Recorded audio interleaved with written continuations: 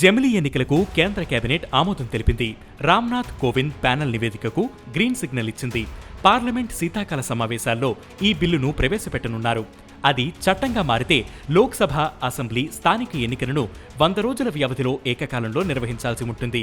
అసలు జమిలీ ఎన్నికలంటే ఏంటి? ఈరోజు బిగ్ స్టోరీలో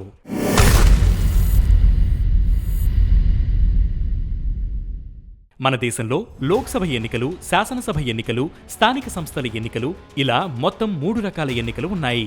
ఇందులో లోక్సభ, శాసనసభ ఎన్నికలు ప్రధానమైనవి. లోక్సభ ఎన్నికలు దేశవ్యాప్తంగా ఒకేసారి నిర్వహించినప్పటికీ శాసనసభ ఎన్నికలకు మాత్రం ఆ పాలన రాష్ట్ర ప్రభుత్వ పదవీకాలం ముగిసినప్పుడు కానీ, ఏ కారణం వల్లైనా ప్రభుత్వం రద్దు చేయబడినప్పుడు కానీ నిర్వహిస్తారు. ఇలా కాకుండా దేశవ్యాప్తంగా లోక్సభ ఎన్నికలతో పాటే అన్ని రాష్ట్రాల శాసనసభ ఎన్నికలు నిర్వహించడాన్ని జమిలీ ఎన్నికలు అని అంటారు.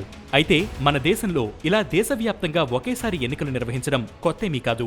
1967 వరకు రాష్ట్ర అసెంబ్లీలకు మరియు లోక్సభలకు ఏకకాలంలో ఎన్నికలు జరిగేవి. కానీ 1968, 1969లో కొన్ని రాష్ట్రాల శాసనసభలు గడువుకు ముందే రద్దు చేయబడడంతో పరిస్థితులు మారిపోయాయి. తర్వాత 1983లో భారత ఎన్నికల సంఘం దేశవ్యాప్తంగా ఒకేసారి ఎన్నికలు నిర్వహించడాన్ని ప్రతిపాదించింది. కానీ అప్పుడు అది కుదరలేదు.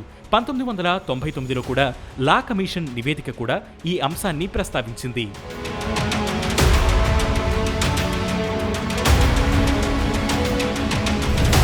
ఇక 2014 లోక్సభ ఎన్నికల మేనిఫెస్టోలో రాష్ట్ర ప్రభుత్వాలకు సుస్థిరతను నిర్ధారించడానికి ఏకకాలంలో ఎన్నికలను నిర్వహించే విధానాన్ని రూపొందించాలని భారతీయ జనతా పార్టీ కోరింది.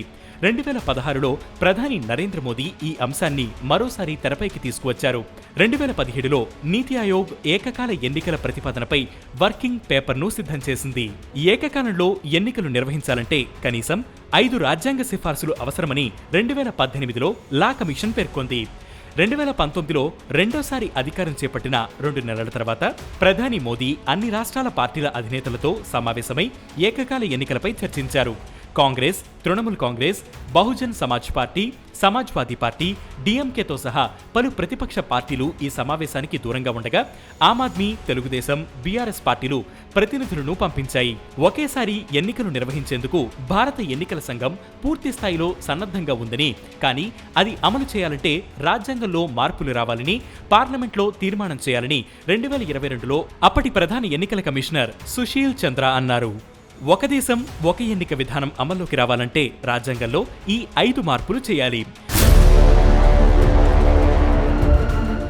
రాష్ట్రపతి పాలన విధించే ఆర్టికల్ 356 సవరణ, పార్లమెంట్ పదవీకాలాన్ని నిర్వహించే ఆర్టికల్ 83 సవరణ, పార్లమెంటును రాష్ట్రపతి రద్దు చేసే అధికారమున్న ఆర్టికల్ 85 సవరణ, రాష్ట్రాల అసెంబ్లీ పదవీకాలాన్ని నిర్వహించే ఆర్టికల్ 172 సవరణ, అసెంబ్లీలను రద్దు చేసే ఆర్టికల్ 174 సవరణ.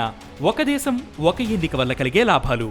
దేశవ్యాప్తంగా ఒకేసారి ఎన్నికలు నిర్వహించడం వల్ల ఎన్నికల ఖర్చును చాలా వరకు తగ్గించవచ్చు. కొన్ని నివేదికల ప్రకారం 2019 లోక్సభ ఎన్నికలకు అన్ని రాజకీయ పార్టీలు, భారత ఎన్నికల సంఘం మొత్తం కలిపి 60,000 కోట్ల రూపాయలను ఖర్చు చేశారు. మళ్లీ ఆయా రాష్ట్రాల శాసనసభ ఎన్నికలకు కూడా ఇదే తరహాలో ఖర్చు ఉంటుంది. కాబట్టి ఒకేసారి ఎన్నికలు నిర్వహిస్తే పార్టీలతో పాటు ఎన్నికల సంఘాలకి కూడా ఖర్చు తగ్గుతుంది. ఒకేసారి అన్ని ఎన్నికలు నిర్వహించడం వల్ల పాలకులు ఎన్నికలపై కాకుండా పాలనపై దృష్టి పెట్టే అవకాశం ఉంటుంది. ఎన్నికలు జరిగిన ప్రతిసారి ఆ ప్రాంతంలో మోడల్ కోడ్ ఆఫ్ కండక్ట్ విధిస్తారు. ఆ సమయంలో ప్రజా సంక్షేమ కార్యక్రమాలు నిర్వహించడానికి వీలు ఉండదు. ఒకేసారి ఎన్నికలు జరిగితే ఇలాంటివేమీ ఉండవు.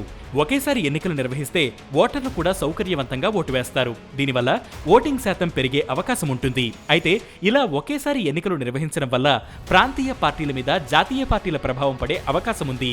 అనేక ప్రాంతీయ పార్టీలు ఈ విధానాన్ని వ్యతిరేకించడానికి కూడా కారణమిదే.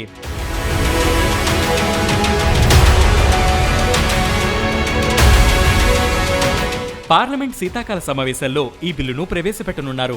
ఈ బిల్ అమల్లోకి రావాలంటే పార్లమెంట్ ఉభయ సభల్లో 3/2 మంది ఎంపీల మద్దతు తప్పనిసరి. అంటే లోక్సభ సభ్యుల్లో 67% మంది, రాజ్యసభ సభ్యుల్లో 67% మంది మద్దతివ్వాలి. అంతేకాకుండా దేశంలోని 50% రాష్ట్రాలు దీనిని ఆమోదించాలి. మరి ఉభయ సభల్లో ఈ బిల్ పాస్ అయి అమల్లోకి వస్తుందో లేదో వేచి చూడాలి.